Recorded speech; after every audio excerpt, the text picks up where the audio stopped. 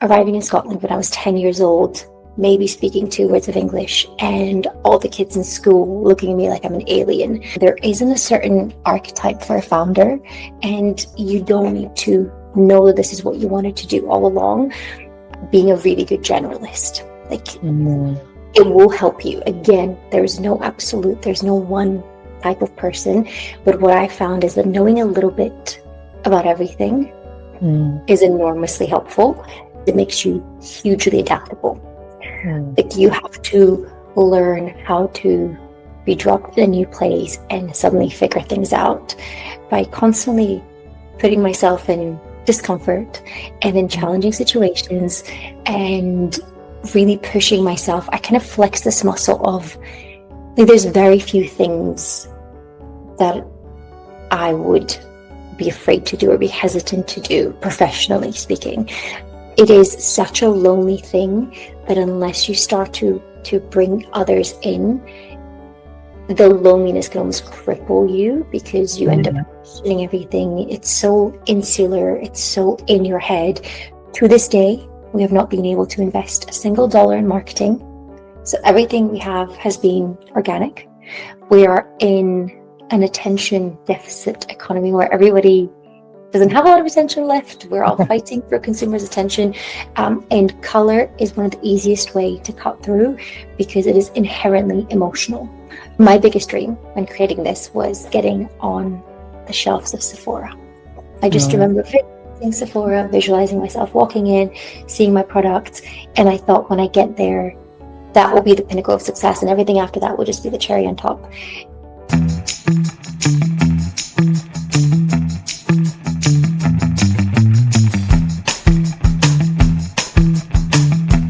What if the thing you were most ashamed of became the thing that built your dream business? Hi everyone, this is Sai Menon, and welcome back to another episode of Be Anomalous, the podcast for anyone who's ever felt like they were too much, too different, or just not built for the traditional path, but chose to build anyway. Today's guest is a definition of that energy. Cici Stefanova didn't grow up dreaming of being a founder. She wasn't running lemonade stands at 10 or pitching investors at 18. She wanted to work in fashion magazines. She got her dream, British Vogue, but then realized it wasn't actually her dream. From Bulgaria to Scotland to Australia, from not speaking the language to auditioning for the lead in school play, from being told she was too positive for fashion, to building Supernova, a body care brand born from the very skin insecurity she tried to hide for years. Cici's story is what happens when you stop forcing yourself into the room you thought you wanted to be in and start building the one that actually fits you. In this episode, we get into how a kid who didn't see herself as an entrepreneurial ended up bootstrapping a brand into Sephora. Why moving countries over and over quietly became the ultimate founder training. The moment a contract manufacturer literally laughed at her, and why she refused to take that as the final answer. If you've ever looked at your own path and thought, this is too messy, I'm too late, I don't look like the founder type, this conversation is for you. So let's get into it. Welcome to Be Anomalous, Cici. It's so good to have you here. We are going to talk a lot about business and brand building and all of that. But before we get started, I would like to know who you are. Like, if you were to introduce yourself without any of those titles, how would you introduce yourself? That's such a good question. I think fundamentally I am a very curious, creative person. And obviously today's conversation will attest to that. But yeah, I like trying things. I'm actually okay with not being good at something for a while, even though I'm a perfectionist. And one of my friends who's also a founder, we always laugh about this kind of common thing that we share, which is we like doing hard things. So I think really fundamentally, everything that I do is underpinned by this idea of doing a hard thing. I think there's very few things that feel as rewarding as doing something that you once perceived to be hard, but being on the other side of it. So yeah, that's who I am without the titles. At my core, I just like creating and trying, and really am driven by challenges, which is why I'm here. Th- That's amazing. Have you always been that way, like Yes. Yeah. throughout your childhood? Yeah, Wha- always. I mean, I tried. I sometimes look back at all the different things that I've tried, and it was always things that even now to this day, I'm like, I don't think I would have the confidence of like a 10-year-old me. So I think I was that, but even more so as a kid, because you have absolutely no Yeah. restrictions as a child. So yes, always it's ingrained in me. Where do you think that came from? Was it, the people around you, your parents, or was it to prove something? I think it's two. I think you've actually hit the nail on the head with the two things you mentioned. It's my parents for sure. My parents are, I'm an only child. So I think when Oh. you know I'm an only child, that a lot of things start to make sense. But also my parents moved around a lot. So I was born in Bulgaria, and I think when I was very little, the opportunities there weren't very many. So my parents decided to move to try and give me a better education and a better life. And that meant moving a few times before we found our forever home, which was Scotland. And so I grew up in Scotland, and I think of myself as Scottish, even though I don't sound it at all. And I think because they were so driven, I had only ever seen examples of people, like, and by people I mean my parents, trying really hard and difficult things, as well as I think when you move around and you're constantly starting from scratch, you do have this thing of wanting to prove people wrong, because you enter a space with people having preconceived notions. So even things like, arriving in Scotland when I was 10 years old, maybe speaking 2 words of English, and all the kids in school looking at me like I'm an alien. So from there, you kind of have this image that you are then constantly fighting against and trying to prove yourself. So I think, yeah, you've hit the nail on the head. It's definitely my upbringing that's wired me this way. Did you feel like you were always trying to fit in, or Oh, at absolutely. So, really? but it's funny because I thought I wanted to fit in, but I reflect on my childhood now, and I'm like, I could not have done more things to stand out. Like, I was such an extrovert. I still am, but I was very extroverted child. I liked to perform. So I would, I remember on my first day of school in Scotland, like I said, could speak 2 or 3 words. And I auditioned. It just happened to coincide with like the day of like the auditions for the school play. I auditioned for the lead, and I couldn't speak the language. Oh, So it's this wow. idea of like, yes, I think I thought at the time I wanted to fit in, but I could not have made myself more of a kind of shone a light on how different I was, and being Mm. okay with it, and being really confident in my difference. So I think I probably would have said yes, but I did everything to stand out Yeah. unintentionally. That seems like a very confident kid. Do you Yes, think that kind of stayed with you? yes, absolutely. And I think you don't have to be confident to be a founder at all. Mm. I believe anyone can do this, and I think there's context to that when I say that. But I certainly wouldn't want to.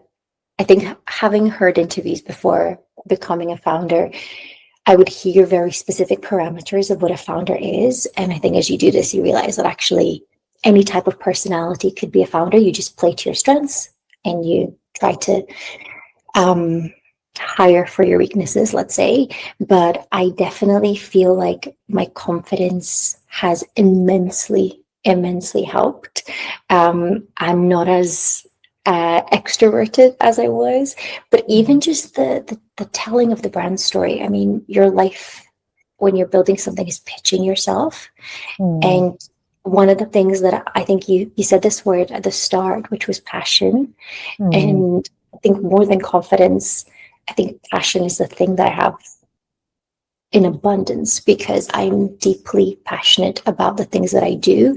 And I think that's really infectious. So that's why I say you don't have to necessarily be confident as long as you find the thing you're really passionate about, because when you find that, you're going to want to talk about it and tell people about it. And ultimately, you have to talk about what you're doing a lot. You have to convince a lot of people to believe in you. And that applies to every facet. And I'm going to share a few different stories of the different ways in which that's helped, but it's part and parcel of the day-to-day life.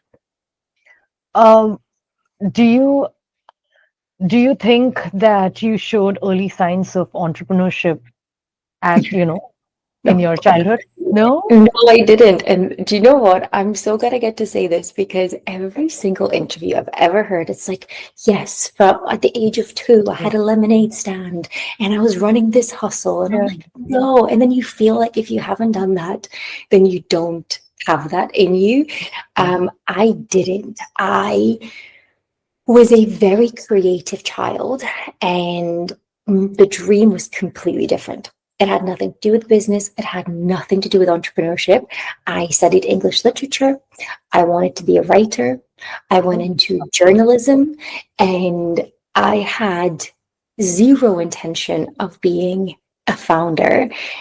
This was something that I really stumbled on by accident. But my dream role, the dream was to work in fashion magazines. And ironically, my first job was, I guess, I got there a little too fast. So my first job was at British Vogue, which is where I wanted to end up. And I think getting to the place where you want it to be really early, but obviously at like the most junior level, is hugely beneficial because it made me realize that the dream that I'd had all my childhood wasn't actually my dream. And it was immediately apparent. I got in there, I was there on a contract that was potentially going to turn into a full-time role.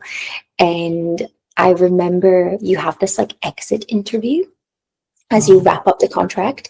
And I remember sitting down with a very influential senior person to give me my review. And she said to me, you're very positive and you're very happy and you're very friendly, and we just don't buy it. Like, we just don't think that it's genuine. And I just remember in that moment, first of all, I was crushed because you've tried so hard to impress people. But I think in that moment, I realized, like, this is not the place I'm meant to be, because I am a very glass half full happy person. And it may not be the same still, but certainly when I was working in fashion 15 years ago, let's say, you definitely had to be like a little bit more reserved, and it was cool to like come across a bit cold and mysterious. And that wasn't me. That was never going to be me. So I didn't have an entrepreneurial spirit. I thought I would do literally something completely different. But I think by trying that thing first, it rolled it out very quickly. And then I had to figure out what to do next. Yeah, exactly. That was going to be my, like, I mean, you had this plan, you were working towards it, you went to college for that, and then you got the job. And then you realized that the dream that you had for so many years, that was not your dream. So how do you kind of go about, planning next move? Well, do you know what? It wasn't that dramatic because I think reflecting on it now, I realized that that was the moment I knew, but I still went on to do it for about a year after. So I was like, right, obviously I'm not going to work in this publication, but maybe I'll try and work at an independent one that's a little bit more scrappy and I'll get to learn a little bit more. So I went and I worked at an independent magazine. I did actually enjoy that part. But to be honest, had I not moved to Australia, and just for context, I live in Australia now. So I grew up in Scotland, but I relocated to Australia with my now husband almost 10 years ago. Okay. And it was because of his job. So we moved here because he got offered a lovely job. And I remember at the time, like, this kind of all makes sense in the bigger picture, because at the time I had been working in magazines for about a year. And had I thought it was the dream. Had I felt it be the dream, I would have stayed and carried on. But I realized that potentially there was something else out there that I needed to do. So when the opportunity came for him and he was like, would you want to move? Obviously, I'm not going to go if you don't want to go. We said, let's try it for a year. Let's see how things go. So we moved to Australia, and I think that really put me on the right path. But even then, still, I took a very long route to get here, which is why I say, there isn't a certain archetype for a founder, and you don't need to know that this is what you wanted to do all along. I did such a wide range of things. When I moved to Australia, I had to kind of start from scratch. I didn't know anybody, didn't have any experience here. So I went into sales because it was the easiest job to get. Found out I was terrible at sales, not because I can't sell, but I was having to sell in a way that felt disingenuous to me. Yeah. I can sell from passion. I can't sell from, I don't know, sales targets. Yeah, it just wasn't for me. So that didn't last very long. I then went into trend forecasting, which was incredible, like learning how to spot patterns of consumer behavior. I then went into marketing. I then went into publishing. And then I went into an agency, which kind of allowed me to do maybe 5 different things in 5 years. So I tried a ton of things, and I actually think that's the reason I'm here, because one of the things about being a founder, for anybody who's wanting to start something, I think the best way I could describe it is being a really good generalist. Like, it will help you. Again, there's no absolute, there's no one type of person. But what I found is that knowing a little bit about everything is enormously helpful, because my day-to-day is doing a little bit of everything. So yeah, I took a very long path to get to the start of Supernova. What did you learn about yourself in these multiple positions? And also from moving from Scotland to Australia? I mean, these are all huge changes that's happening in your life. And Huge. then you're taking so many jobs. So what did you learn about yourself in this process? Well, I'd had so many jobs, but I'd also moved so many times within Australia as well, because my partner's job, he was doing a lot of contract work. So he's a doctor, and he was kind of going to remote rural places in Australia, and we moved around a lot. We have only just bought a house and we're settled in one place. We'll see for how long. But I think I had moved all my life. So for me, moving is actually very normal. But I think what it taught me, I think had I had the choice, I probably would have chosen as a child or as a young adult, I would have chosen not to move. But I actually think reflecting on the positives it brings is it makes you hugely adaptable. Like, you have to learn how to be dropped in a new place and suddenly figure things out. Which, saying this out loud, is kind of making the connection, is that obviously, again, that is like the core of being an entrepreneur. Like, you have to adapt every single day. So I think they're all big things, absolutely, in how we perceive them. But ultimately, when you're doing the thing, it is a lot smaller than how you imagine it in your head.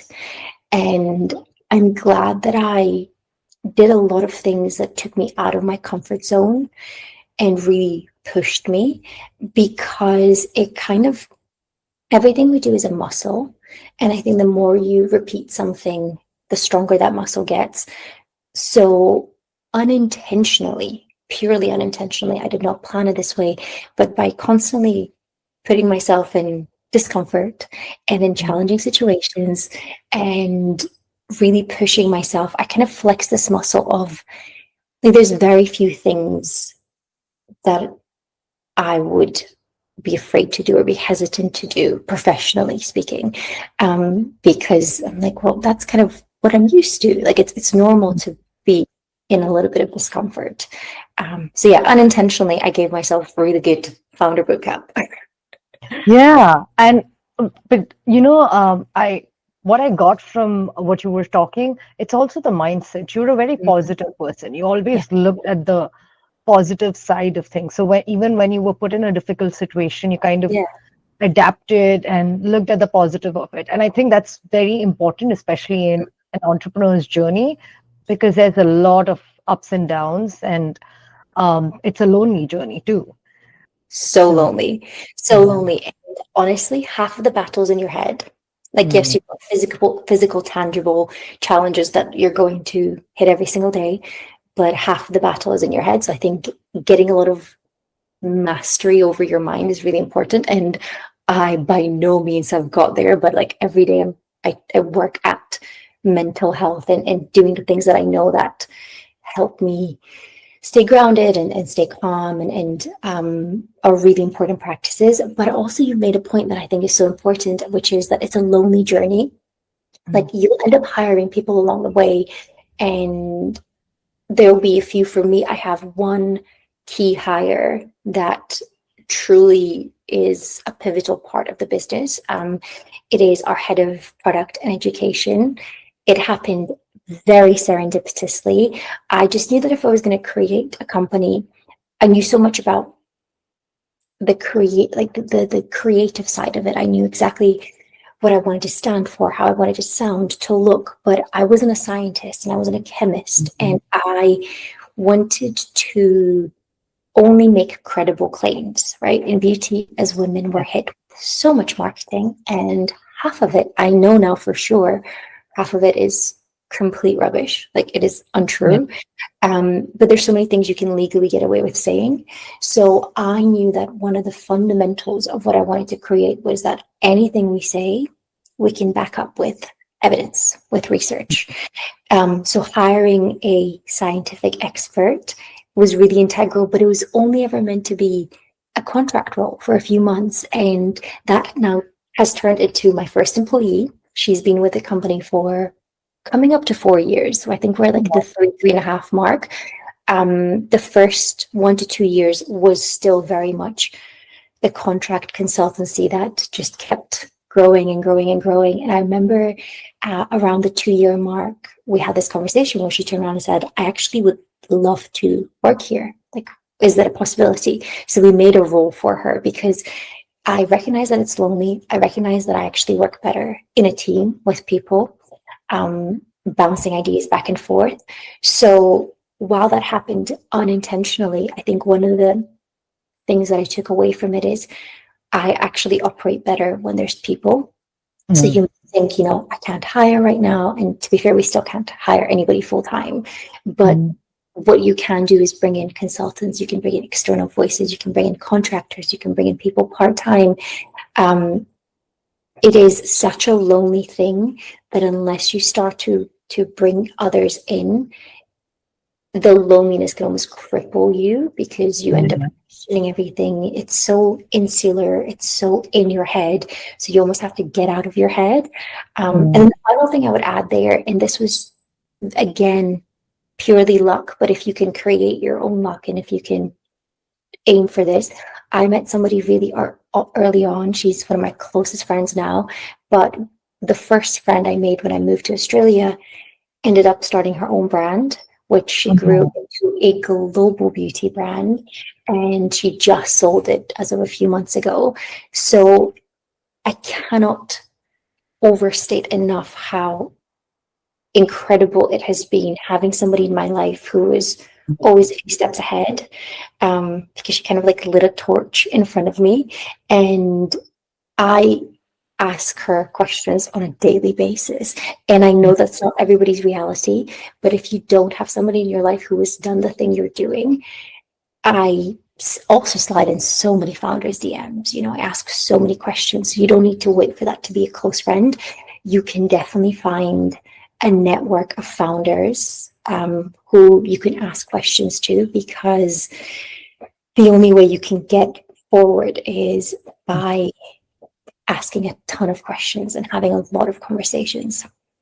Oh my God, yeah, that is so true. I mean, what's that quote that says, you are one of the five people that you hang out with? And it's so, so true.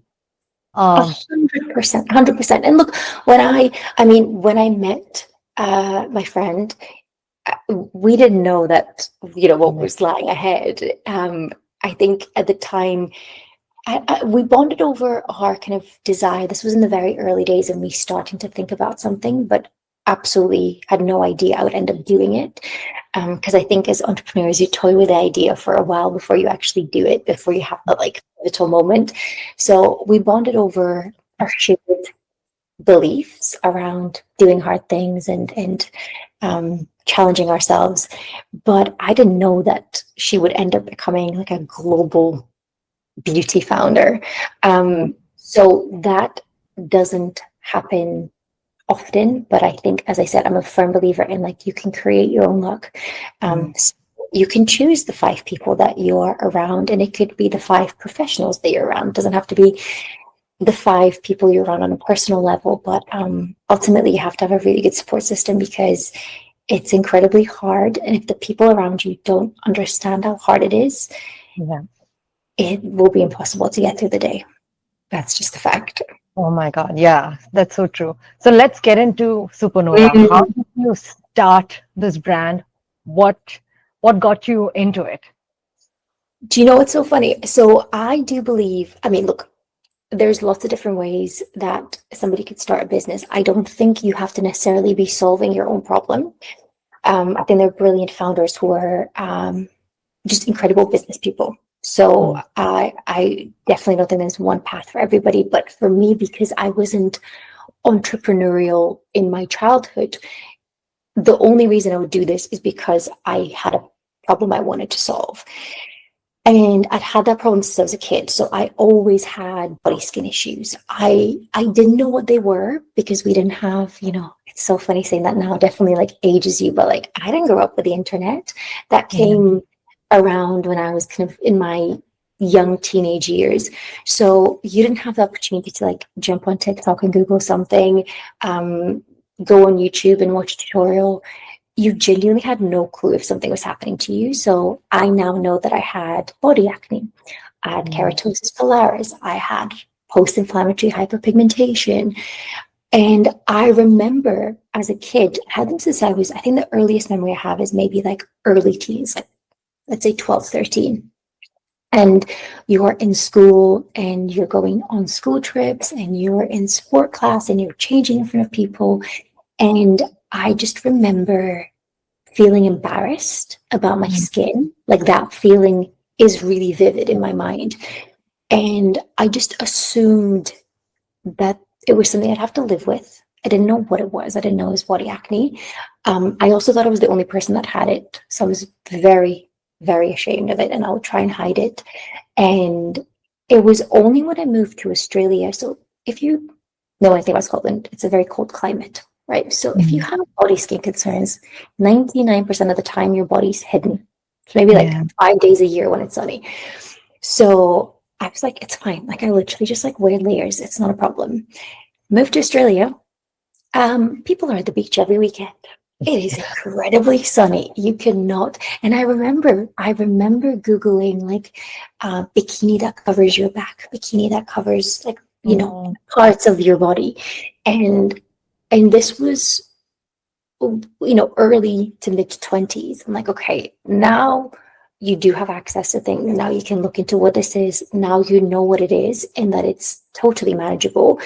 Yet you're still embarrassed by it. So the path to getting here was actually incredibly long. It had been happening since I was a kid, but I just wanted to A, solve my own skin issues, B, remove whatever stigma I had around my skin not being perfect, because I came from a fashion background.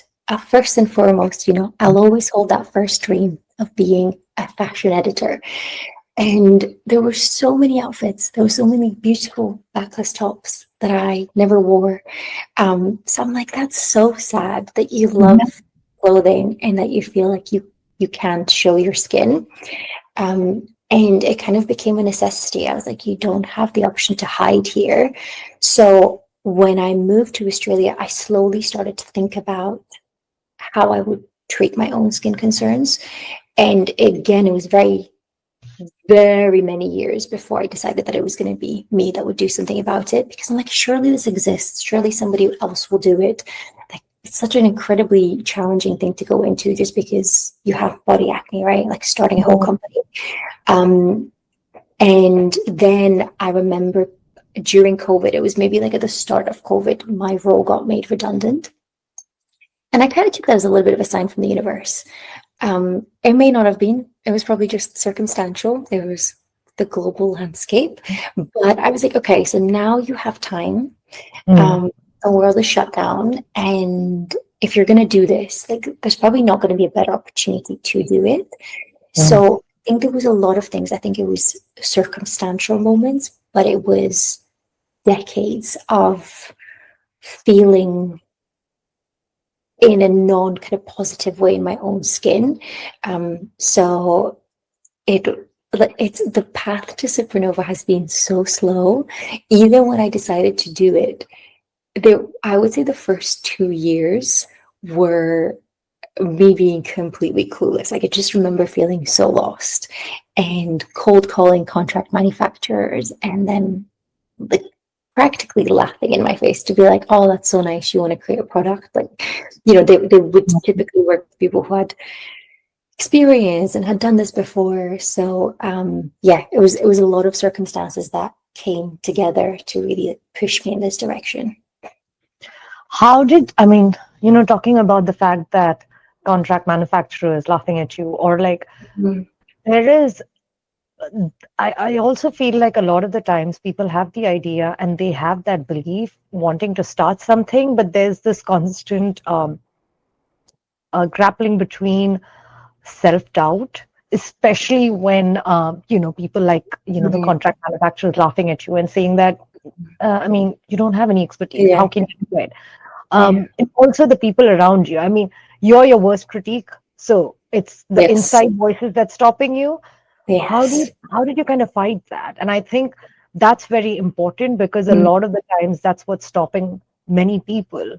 And in your case, your job, like you said, the signs were there. I mean, you see that as your sign.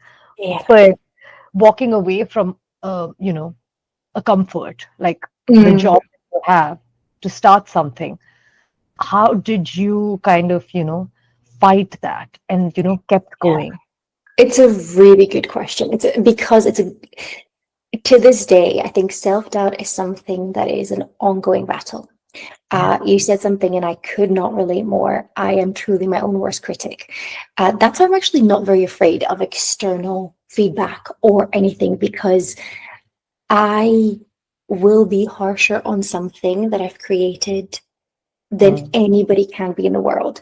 And it's probably a good thing when it comes to creating product, because it really forces you to create the very best product you can create. Any product that I've brought out, when I talk about it, of course, as a founder, there's a level of bias, but I actually flip it on its head and I say, for me, it's the opposite. It's that I have criticized this and pulled it apart to a level that is unimaginable. So when I talk about it with confidence, it's because I've already pulled it apart and rebuilt it again. But I think the self-doubt, it never goes away. No matter how much experience you get, no matter how confident you are and how sure you are of something, it doesn't go away, and you kind of have to make peace with that. I know people talk about like imposter syndrome. I have very kind of loaded mixed feelings about what that means, because it's typically a question that is asked of women, and that's definitely not what the question is here. But I whenever I listen to interviews, it often is asked of women. I think it's because I never like to gender things, but I do think there's definitely a level of self-reflection and self-awareness and the ability to express that women have. I'm a very confident person, but I'm confident because I'm able to talk about my flaws just as openly as my strengths. And I think that can sometimes be a little bit gendered, but the self-doubt doesn't go away. And one of kind of the sayings I have in my head is, the only way out is through. And the only way you can get out of that self-doubt mindset is by going through it, by doing a thing, by taking action. But accepting that it's going to be a part of the process is definitely there. And also just by doing your research, right? So self-doubt, like the title's in the name, it's self, like you're creating it. So a lot of the times, if you're able to logically validate something, you can definitely quiet the voices. So I spent a significant amount of time researching the viability of this company, size of the market. Was anybody else doing it? Was there like a tangible reason for this to exist? And what's so fascinating, I think now, so I started the process from the first, well, I got made redundant in April 2020. So 5 years ago.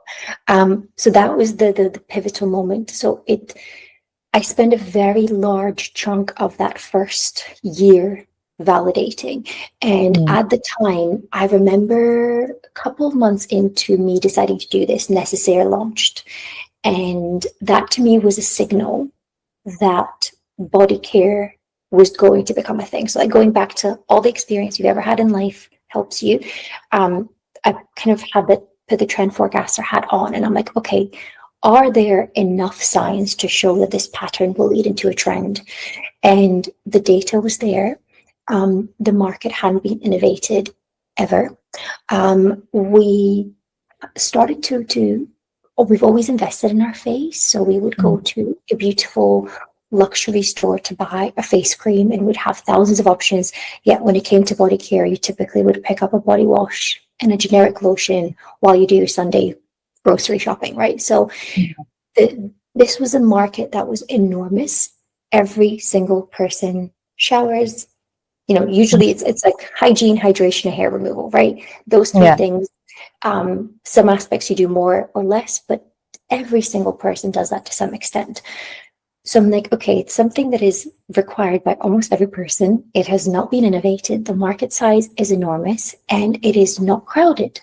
And really looking at it from the same ethos as facial skincare, when Necessaire launched, even though it was assigned to me, now they've gone outside of body, but initially they were exclusively body. Even though it was assigned to me that brands were starting to move into the space, they still weren't doing like the active efficacy, high performance story. So I would say now, in the last year, I've noticed the industry shift. You now have treatment serums for your body, you have actives in your products. But up until that point, it was largely untapped. So I was able to quiet the voices of doubt by seeing an enormous opportunity and seeing an enormous need. So I just felt like it had to exist. And I'm like, I could wait for somebody else to do it, or I can attempt it. And it's like the audacity to even think that you can. Like you look back at it and you're like, wow, but you actually have to. Like you have to have so much audacity, and you have to really like sometimes not listen to that voice, because why not? Why not me? Why not now? Why not this? The worst that can happen is you fail, and that is truly okay. Like it's fine, So yeah, the self-doubt doesn't go away. And I think also the fact that you actually had this problem and you are the perfect, target customer who you're creating this product for. And the fact that you were in Australia, that was also, I would say, interesting. And because if you were in Scotland, probably this wouldn't have, Unlikely. Yeah. Unlikely.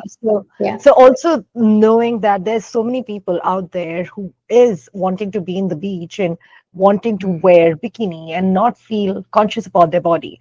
So there was a huge market in this space. Yeah, absolutely.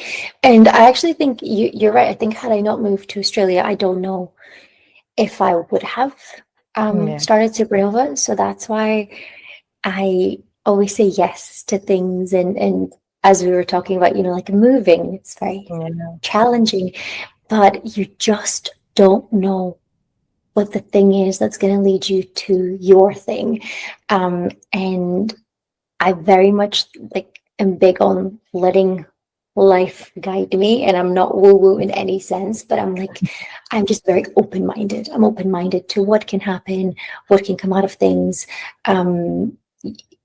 Every single thing that I've done to date, when you look at it, it looks kind of like it happened by accident or by chance, but I put myself in those positions. The friend that I met who is a founder and who has been integral to my founder journey, I wouldn't have met her if I hadn't attended a networking breakfast, right? So it's just about like putting yourself in the path of opportunity. I attended 100 breakfasts and I didn't meet anybody else after that, but it's a lot of like just it's a numbers game, right? It's kind of like being a founder. Everything's a numbers game. You just have to try many, many, many times over. And like I said, put yourself in the path of opportunity, because one of those is going to be the thing that just like tips it over to the next stage. That is so important, and something that's really important that you mentioned. And I think you do have that entrepreneurial mindset. Probably you didn't do any endeavors through your childhood, but that mindset is right there. I mean, putting yourself out there is not something that people usually do. And like you mentioned, it's a numbers game. Like, you go for one networking event and you don't you don't meet anyone, and then you come back and you're like, what's the point? But keep going at it and trying, and that's very important to be a founder. So how did you kind of like figure out the next step for Supernova, because you were dealing with rejection? Big question. And it's a funny question to me because I didn't remember this, but my mom reminded me of this recently, because obviously we've been in business now for just over a year and quite a lot of big things have happened that were once dreams. Couldn't have imagined, that it would happen. And my mom was like, do you remember what you kept saying to me early on? And I'm like, no. I kept saying, I wish somebody would just show me the way. Like, I just wish somebody would show me the way, show me the next step. And I don't remember saying that exactly, but I do remember that feeling, which is exactly what you pointed out, right? So I've come to this decision, I'm going to do this thing. Now what? Right? Like, you've never done this before. You have no idea how to do it. You don't have people that can suddenly like write your roadmap. I wish there was a roadmap. So the first 2 years, the best way I could describe it is just like wading through water or like a dark forest. You can't see more than what the next step is. And the only way to do it is to just focus on the next step. And that's easier said than done. In those moments, I knew that theoretically, but it didn't make it any easier. But the path eventually will reveal itself, but it will only reveal itself when you look back. It will not reveal itself when you're looking forward. And that is still true today. We are at this point, we've achieved a few things, but I mean, we've barely started, right? So I don't know how I'm going to get from here to my next goal, but because I have got to this point using this tactic, which is I'm only ever focusing on the next step or 2 steps or 3 steps and allowing it to unfold. You should future plan, being in business, you should kind of know what you want to achieve in a year to 5, but you will not know the steps. I mean, being a serial entrepreneur is probably the dream down the path. And now I'm like, oh, I could do the steps to here with my eyes closed. But hindsight's wonderful, and you just have to take the next step, because I felt very lost for a very long time, and I still feel very lost on a frequent basis.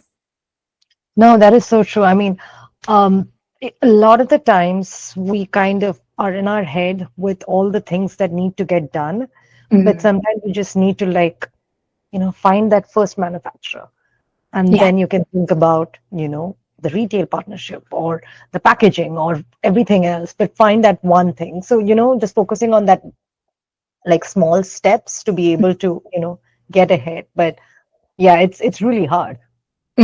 Oh, absolutely. But I think you're right. I think it's just focus on one thing at a time at the very start. But yeah, it's funny when you look back at it, you're like, how on earth did I get here? But you could actually pinpoint it. It's like, it was always one thing at a time. Now you do get to a point in the business where there's 100 things happening at once. And that's, each level of the business is a different challenge. But I try to remember that I wished to be here, that I prayed to be here, that I worked so hard to be here. So I kind of have to remember that and be grateful for that, even when it's hard. Because me, 4 years ago, not knowing the path, if I could have told her where I'd be today, I just know how happy she would have been. So it's kind of like, I think about that now. I'm like, okay, well, imagine how happy I will be X amount of time when future me looks back. So yeah, there's a lot of working on yourself and working on your mental resilience that's a part of this journey. So when you were trying to create this, did you have a clear path of fundraising, or are you going to bootstrap, or even the retail partnerships? Did you sort of just go with the flow, or did you have this plan for the brand? Well, I would have loved to fundraise. Right. So all the people, there was a point in time in which, as I was starting to conceive this idea, this was early 2020. So there was quite a lot of fundraisers happening simultaneously. Beauty was booming. We were all indoors, purchasing at a rate that we never purchased at before. And there was a lot of investors looking to put capital in this industry. So at that time, I'm like, okay, so I'll just create the product, right? So I'll just need to use my savings up until a point where I've got the products ready. But after that point, I'm just going to fundraise, because there was a lot of kind of entanglement when it came to working with my own savings. There's an emotional attachment to money that you have spent your entire life saving. And I was like, right, I don't think I could put all my savings into this, but I will get it to a point and then I'll fundraise. And I got it to that point. Mind you, I have not spoken to enough people to validate that it's definitely wouldn't have been an option. But I spoke to a handful of investors. And by the time I was ready to raise, the market dynamics had shifted completely. Investors were very risk averse. They did not have the same appetite to give money. And, we're in a recession globally. So there's a lot of factors at play. And now I haven't had any recent conversations, but the last conversation I would have had was maybe 6 months ago. The general consensus was that you need to get to X amount of sales and X profitability and X this before we will consider giving you any capital. So I wanted to fundraise, but I think I wanted to fundraise for the wrong reasons. I think I wanted to fundraise because I felt like building something with money that I wasn't emotionally attached to would help me make better business decisions, because I wouldn't have the emotional component. I could just be very rational and logical. And I actually think, and maybe if that had happened, the path would have been different. I would have learned different things. But I actually think it has been an immense value to bootstrap to this point, because you have to work through a lot of money emotions that you have. All of us have them. And when you're dealing with your own, it forces you to do that head on. But also, of course, the benefit of building something with your own money is so enormous, because this is a proof to anybody. So when I eventually do fundraise, when we're actually trying to grow, I can confidently say that the thing that I considered most valuable to me, which was the savings that I spent my whole life working towards, I was able to utilize in a very impactful way. You almost want to show examples of being a really good money manager. And I actually think, had somebody else written me a check, I don't think I would have learned the discipline. I don't think I would have learned how to be scrappy, how to make a dollar stretch, how to interrogate every single invoice, every single quote, how to really pay attention to the small details, because I would have felt like, well, it's not mine. So like, I'm not losing anything. And that is absolutely kind of the wrong way to think about it. So I think I was forced to do it the hard way so I can learn really important lessons. And yeah, I don't know how much longer we're going to be self-funded for, because it is extremely expensive, and it does come at a price of growth. You know, we can only grow so fast. To this day, we have not been able to invest a single dollar in marketing. So everything we have has been organic. We have gifted a lot of product, because product is the only thing that we tangibly have to work with from a marketing perspective. But we've had to build this brand to this point in a very grassroots, from the ground up kind of way, which has definitely meant that it's been a slower burn and a slower build. And at a certain point, you do need to have the cash injection to get to the next point. But yeah, I would have loved to theoretically fundraise, and it didn't work out. And I think that was for the best. So whatever happens, I really, like, I'm sure you've picked up on this, but I'm very much like, what's the lesson here? So that is definitely a massive lesson. But I also acknowledge that not everybody has savings that they can pull on. And in that case, I still think it's possible. I just think the risk is slightly different, right? So it may need to be a loan, or you may need to go do a family and friends round if that is something you really want to do. But there has to be an inherent risk, because that's the only way you get the reward, right? Kind of the reward comes based on how big the risk is. So it's a tough one. Money's a really hard part of business, because I think I spent, it fluctuates, but 50 to 90% of the time thinking about money in some way, whether it's cash flow, whether it's budgets, whether it's runway. It's just, it can take over a big part of your brain. So you have to have a good relationship with it. And I think also, I mean, like you mentioned, the beginning, there was this huge, VCs were really looking into investing money. But, and I think there was this misconception that this is the only way, but you're losing a chunk of your equity. You're losing, you're like bringing in, if you're bringing in people for the wrong reasons, the vision might change over time. So now when you're getting investors, you have more of a footing in terms of where you want your brand. And also the partnership looks a little bit different from when you would have, when you started. Absolutely. And you know what? I think there was a level of ego at the start as well, because every single news story was about how many millions somebody had raised. And that almost felt like a benchmark of success.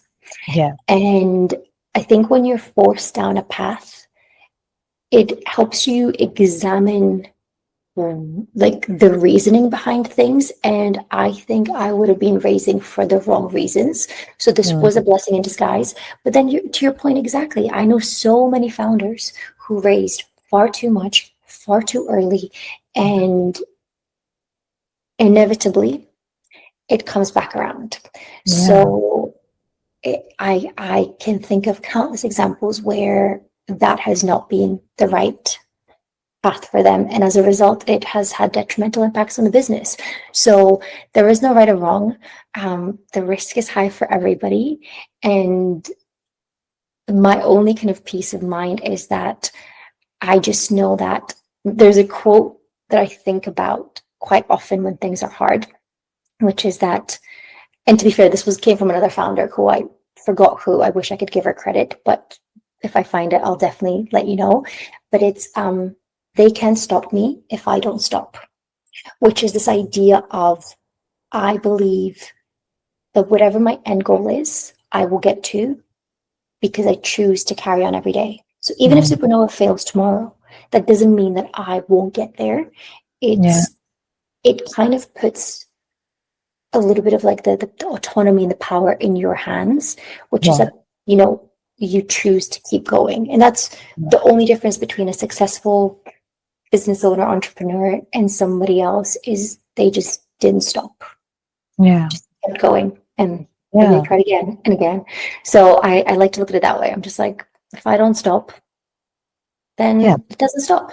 It doesn't stop. Yeah, absolutely. Yeah. Did you have any like tools that helped you? Were you really good with finance? No, I wasn't. And again, I want to say that honestly, because if anybody's listening who's like, oh my God, the finance side of things really intimidates me, Yeah. just know that that's okay. It intimidated the hell out of me. It still does a lot of the times. I think there's a couple of things that I could share. So I didn't necessarily have a natural talent towards finance. It's not how my brain was wired. It's not something that I enjoyed. But I knew, well, the money is pretty much a business, right? That's kind of the be all and end all. Yes, you're selling product, but ultimately a business is the money that you bring in, money that goes out the door, and managing that efficiently.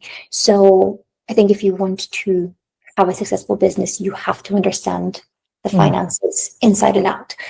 And it doesn't mean that you have to have that knowledge to begin with. So I have consulted with and had consultants on the business that are incredibly good at what they do. So if it's not something that comes naturally to you, I think surrounding yourself with people who know what they're doing, being like a sponge and trying to absorb it, getting into good practices. I think habits are so important. So something I'm still working on. So by no means am I perfect at it, but getting a financial consultant to build you out the correct Excel spreadsheets with the correct formulas. So you can sense check your margins, you can sense check, the expenses and how you're tracking in profitability versus your budget. I think just getting into really good habits can go a long way. And it is absolutely possible for anybody who has zero financial experience to eventually run a successful business. You just have to want to learn those things. You can't bury your head in the sand and think somebody else will do it. Of course, you're going to hire a finance team. Of course, you're going to have accountants. But you need to fundamentally understand what they're doing. Otherwise, it is my belief that it would be incredibly hard to grow a business. I think people do. Sometimes that is just blind luck and circumstantial. But if you really want to, especially when it comes to fundraising, you have to know your numbers, you have to know your metrics. So if you don't know them to begin with, it's okay, but you have to be willing to learn. You can't offload that to somebody else. So I have had some brilliant advisors and I've got really good accountants, and I ask questions nonstop. A lot of them must be such dumb questions to them. I know people say there's no such thing as a stupid question. I think there are, but I think you should be okay with asking those, because everybody's at a different level of skill for each different category. There's so many things that an accountant wouldn't know about building a business that I know. So I just think be willing to ask really ridiculous questions, but do not shy away from it or ignore the finances, because that is the heartbeat of your business. Oh my God. Yeah, that is so true. And I think most of the times you kind of don't want to get into that. You don't want to like deal with the numbers or, have the numbers facing right in front of you. And you kind of have to deal with the profit and, all of that. You don't want to do that. But it's very important.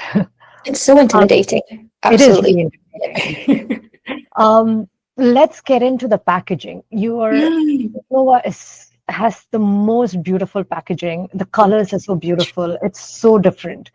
So tell us a little bit about that. Thank you. I mean, it's whenever somebody says that, it makes me so happy because it wasn't by accident. Every part of the packaging is very intentional. Like I said, my first love was fashion. So I almost wanted to look at Supernova as like, how would it look like if I was building a beauty brand through a fashion lens? So this was just me trying to reclaim some of like my first love in a way and injecting it into this. And the colors you pointed out, it's so funny because, right now we only have 3 products that are out there, but when you see the full kind of NPD pipeline, the colors make even more sense. But the colors for the first few products were actually color match. I'm looking at them, they're all in front of me. They were color matched to Bottega Veneta bags. Because I was like, okay, what colors inspire me? And at the time I was going through a phase of just being obsessed with Bottega. Just loved the bags, loved the colors. And I realized that there were colors that would make sense in beauty, but they weren't traditionally used for beauty. Now, I do think since then we have evolved. So a lot of things that were very different when I first conceived of them are not as different now, but there is still an element of using quite kind of juxtaposed colors that are a little bit different and not necessarily like the most universal shade of baby blue, the most universal shade of baby pink. There's like a little bit more of an edge to it. So now to this day still, I may not look at just Bottega anymore, but I look to runway and I look to fashion, and we choose color based on fashion versus beauty, which I love. In the back of it, so I'll just pull one up for anybody who's watching this on video. If you look at the back of the packaging, it's actually designed like a newspaper. So the columns, and even just down to like the quote, that again, that is on purpose. It was just about, if I was to create a flat lay of a newspaper or a magazine page, what would it look like? And that was the brief for the packaging. It was meant to be bold color, and it was meant to have a nod to the editorial inspiration behind the brand. Oh my God. I think that's such a beautiful lens, because it shows that it's something so different that you don't usually see in the beauty side. And also it's all your strength, like everything from your past and your experiences, that you're actually utilizing it, and you're, like taking that into your brand and actually pouring that out. Like, that's so important. And was that intentional?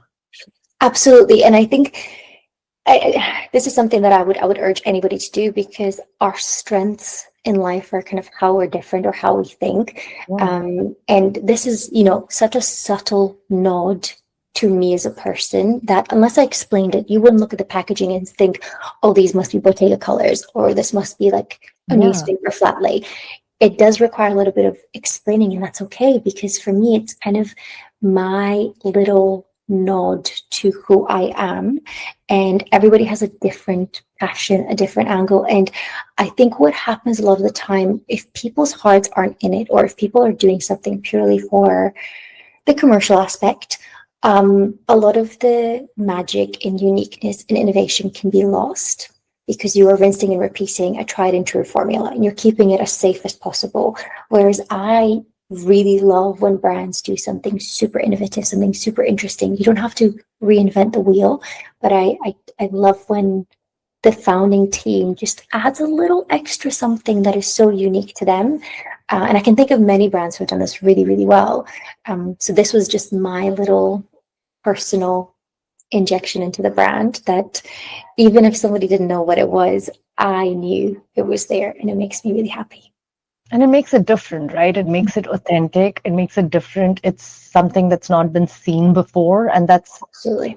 That makes it your story out there. My biggest tip on packaging, it actually came from our packaging designer. I'm going to give her all the credit, because my initial take on it, I wanted to go black and white. And mind you, still editorial, still with a very unique twist. But I was really obsessed with this like monochromatic style. And her tip then, and I'm so glad I listened, is color is one of the most effective tools for selling. And before even selling, for capturing attention, especially if the end goal is for these products to sit on a shelf with lots of other brands.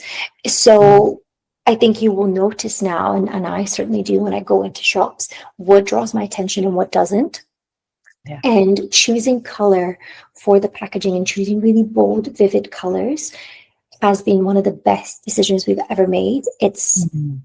even when we had retailer discussions, that was one of the key pivotal things that they loved about the brand, because it just really jumps out at you. So we are in an attention deficit economy where everybody doesn't have a lot of attention left. We're all fighting for consumers' attention. And color is one of the easiest way to cut through, because it is inherently emotional.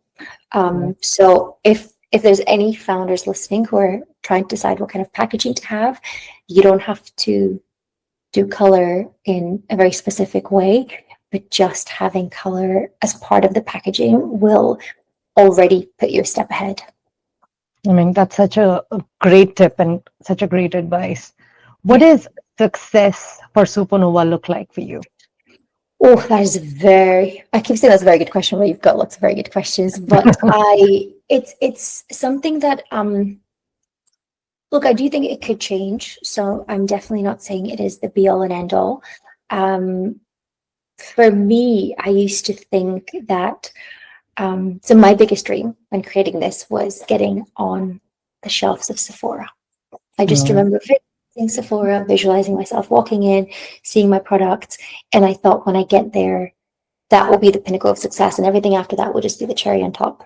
And now that it's happened, so we're Mm. not in all stores, but we are across all of the UK ones. That's And I huge. absolutely, absolutely, and it's one of those things that you do get a little bit desensitized to these achievements, because you are constantly, okay, like, so what's the next thing? So I'm Yeah. really trying hard to sit in it and appreciate that me 4 or 5 years ago would have truly never been able to comprehend that that would happen. So once you achieve the goal, and you get there, you realize that actually, like, now you yourself have moved the goalpost. So I'm sure Yeah. when I get to this next phase, I'll probably be like, okay, but like, what's the next thing? And that's probably what helps you as a founder, because I think if you achieve something, you're like, okay, cool, I'm done, I'm good. That wouldn't last very long. Yeah. But for me, I think it is, first and foremost, a profitability. Mm. Actually, yes, of course, you want to have a large number of sales, but I know of so many brands who are selling hundreds of millions but are not profitable, Yeah. and well-known global brands. So for me, I think profitability is success. So we currently are mapping out what is our path to profitability. How long do we want to take to get there? What are the goals and benchmarks we want to achieve? Where, because you can be profitable at a tiny amount, but what is the loftier side of the goal where it is achievable to be profitable, and yet you have still got to a really healthy place of growth. So I think for me, it is getting to a certain number of sales, but being profitable whilst being there, is an incredible would be an incredible achievement. And to be honest, I think I want to build it to a point and then sell it, which is so crazy, because you create this thing and you think of it as your baby, and the thought of giving it away sounds insane. But I know that the requirement for each phase is different. And I am not as confident as I am. I also recognize, where what the kid needs. So it's kind of like sending your kid to university, right? As a Yeah. parent, homeschooling your kid, you're not going to be able to give it a university degree. So that is the same kind of idea of, I want to get it to a point, make it really profitable, make it sustainable, make it a global brand, and then sell it on, because I really Mm. want it to be a legacy brand. And that might look like me still retaining some equity in the company. That might look like me still having a very senior role in the company. It certainly doesn't mean that I will just pass it on and forget about it. But my favorite part of this process is the creation and the Mm. early days. So I would probably want to create again, while still maybe having some semblance of connection to Supernova. But I think, yeah, profitability and an exit is truly, the biggest goal and the biggest dream right now. Thank you for being so honest. I think a lot of the brands are not really honest about this part. and also um, talking about it in a sense that what's your long-term vision, and having that exit strategy, because like you mentioned, it's like this is your baby, and a lot of the times while you're building this, you're kind of tying your identity with the brand. Yes. So Yes. I think you have Yeah. that kind of association with it, that at the end I have to let it go, and I have to still Yes. preserve who I am, and figure out other creative outlets.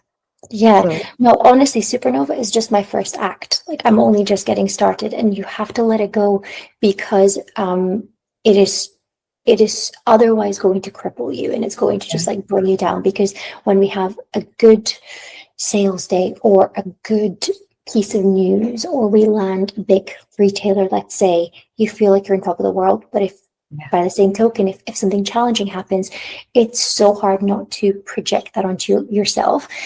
So I think in order for me, because I kind of see entrepreneurship, but also just being in business as like a ultra marathon, not even a marathon, it's like an ultra marathon, right? So the only way you can get through it is by understanding yourself, understanding your pace, and understanding what you can do at each stage. The level of tenacity and energy and work that's required right now is not sustainable forever. Like right now, I'm still the only full-time person on the business. I do almost every single thing that yeah. happens in the business, from the smallest to the biggest. And I can do that for a certain period of time, but it is not sustainable for me to do that forever. Nor is it what's right for the business. So I see this as my first act. I see this as my starting point, and then I see myself taking everything I've learned and getting to do it in a different way, and growing in a different capacity. But I really do feel like for me, this was a product that needed to exist. But if I just hoard it and I try to make it my own, I think it would be to the detriment of the company. And I just want to have a very global, successful brand. And there's different people that are required at each stage of that. I think that awareness is really important for a founder, to have that kind of knowing that this is not sustainable. You can't be doing this, and also having that awareness of letting go, and maybe someone else can get this brand ahead Mm, um, than what I can do. So I think having that awareness is very key for a founder, which you seem to absolutely. really have that maturity and that level of understanding. Thank you. I mean, it's honestly, being a founder will teach you more about yourself than anything else. Maybe, actually, who knows? Maybe there's other things, but from what I've experienced to date, it will teach you a lot, and it will just be the most immense tool for personal and professional growth. Who I am today to who I was a year ago to who I was 4 years ago is a different person. So it's kind of like self-development, but Yeah. at like triple the speed. It's it's amazing. I wouldn't change it for the world. Cici, I can talk to you for This hours, is so and fun. there's so much, um, you're learning, and you're so generous with all your, experiences. Mm. We always end our conversation with a favorite quote that you live by, and a favorite book that changed your life. That's a the quote. It's funny because I've already said a few, and I love quotes. I think this is like my English literature background. I love words, I love quotes, and they change. So what is my favorite right now? It's probably going to change. But right now it's two quotes, but they are pretty much like two sides of the same coin. The first one is, and I've actually said this to a few friends recently who have been like going through different Yeah. shifts in their life, which is that life happens for you, not to you. Oh, And to me, that's really important because I fundamentally believe in, I mean, whether this is true is kind of irrelevant, but I fundamentally believe, for my own peace of mind, that there's a reason behind everything. And I think you've probably picked up on that, is this idea of, what is the lesson? What is the learning? What is the good or the bad that came out of this? But I think it is ultimately there for your betterment. Whether it is a good thing, a bad thing, it ultimately is there to help you in some way. And then the second part of that, which you're going to laugh, but I actually heard from Timothy Chalamet, Oh, the actor. He said this in an interview, but I'm like, it's kind of the same thing. But it just puts a different spin on it, which is that life is coming from you, not at you. And it's essentially like where the first one is about kind of perception, the second is about projection, which is that like you control your surroundings, you control your environment, you control your reactions, responses. It literally everything you do is coming from within outward. And for me, the reason those two quotes I think are super connected, but also kind of slightly different, is that it helps you kind of get to a place of peace and of acceptance, which is that there's a lesson, there's a learning, it is for you, but also how you react to it, how you respond to it, and how you move forward is up to you.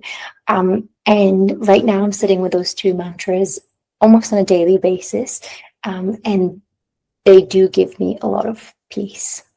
oh my God. Yeah, that is so important. And a phase that I'm going through too, like, constantly you kind of can get into this victim mentality of why is this happening to me? But, knowing that you control your life, it just gives you so much strength and being able to, control the things that you can, and then just, leave it up to the Let the universe. rest go.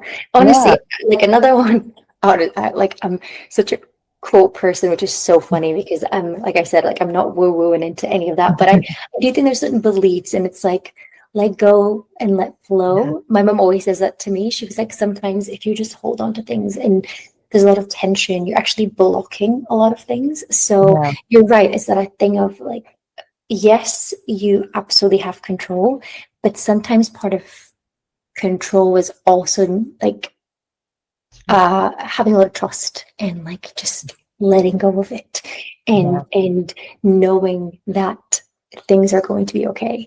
The book's a hard one because again, I mean, I'm an English literature graduate, so books are my life, and picking one is incredibly hard. But I think I wanted to pick a personal one and a professional one specifically for this conversation, because there are two that one I've just started and it's had a really profound kind of impact, and I'm looking forward to finishing it. And the second one I'm about to read for the second time. So the personal one, it's a group of essays by Gia Tolentino. It's called Trick Mirror. If anybody's interested, you might know it. If anybody's interested in essays or just in somebody's really intelligent perspective on the world today, so like social media, the internet. She has one essay that, like, this is the reason why I want to go back to reading it. It's all about self-optimization, and this pretty much social media has made us feel like we always have to be self-optimizing, improving, competing, leveling up. And her take on it is really interesting, and it makes you reflect, and it helps to contextualize these things that you otherwise feel like you're trapped in. I think when you understand something and you reflect on it, you can kind of remove yourself out of it. So I'm actually going to reread her book over the next couple of weeks. The professional one I just discovered, and it's like a classic. So I cannot believe I'm reading it now for the first time, but it's one of like the most known business philosophies. It is Malcolm Gladwell's The Tipping Point. Oh, yes, it's one of the most well-known books, but the reason why I'm thoroughly enjoying it, I will say I've just started it, but it is for anybody who is in the early phases of business. It's such an incredible book. So if you haven't read it, definitely would recommend it, even though I'm just a couple of chapters in. But it's something that I had been talking to the team about quite a bit. And I realized I kept using this phrase of the tipping point. I kept saying, like, so here's mapping out the strategies. We're obviously growing organically. We'll want to create a bit of a groundswell, and eventually there will be a tipping point. And I kept talking about this idea of working towards this moment where something goes from being unknown to like being known by the critical masses. And it helps to unpack the theory behind that and helps to explain it in a really interesting way. And I think when you understand it, you can then kind of reverse engineer it. So it's like, how do you get to that tipping point as a business? Because ultimately, that is what business growth is, getting to that tipping point. So I am really excited to finish that one. I think it's just a classic for a reason.